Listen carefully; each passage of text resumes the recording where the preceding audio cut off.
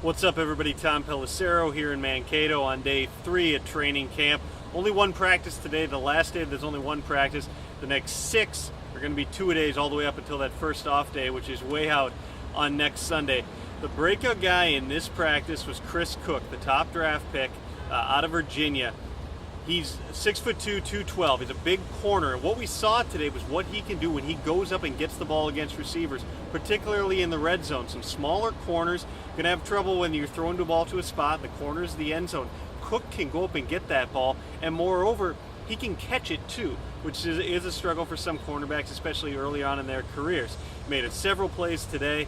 He's a guy who you're going to be looking at. Now remember, he sat at all the minicamp, had to start at the bottom of the depth chart. He's a guy they're going to be progressing. One thing that's going to be really interesting to see is how he fares when they put the full pads on Tuesday. They go live tackling, because there is some mild concern about whether or not Chris Cook wants to tackle, whether he's a willing tackler. And in this cover 2 defense, you need your corners to be able to do that in this scheme. A couple other things. Obviously, somebody was throwing those interceptions. Sage Rosenfels threw 2 again today. That follows the 4 he threw last night.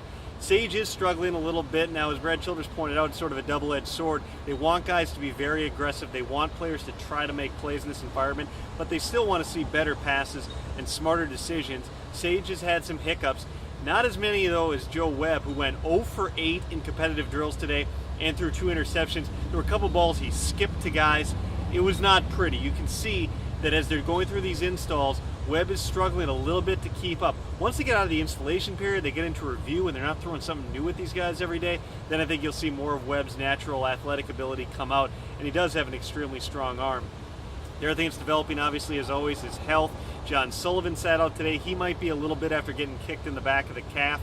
And Percy Harvin now is gone. He had apparently a death in the family. That left the Vikings without their top 2 receivers, because Sidney Rice remains on the PUP list.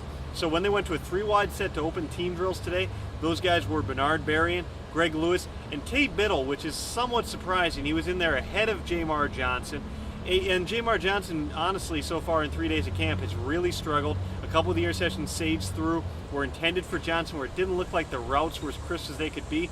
And right now, I got to say, after watching all the open practices going all the way back to May, if they were going to pick a number 5 receiver strictly based upon catching ability, receiving ability, and there is more that goes into it than that, Logan Payne would get the nod over Jamar Johnson for me. Payne, the former Gopher, made another exceptional catch today. He can lay out, he can go get the football. Not nearly as fast as Johnson, not nearly as athletic, but knows how to catch the football.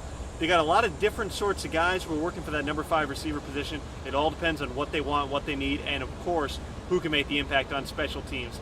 Back here tomorrow, of course, and all through the week. I'm Tom Pelissero. See ya.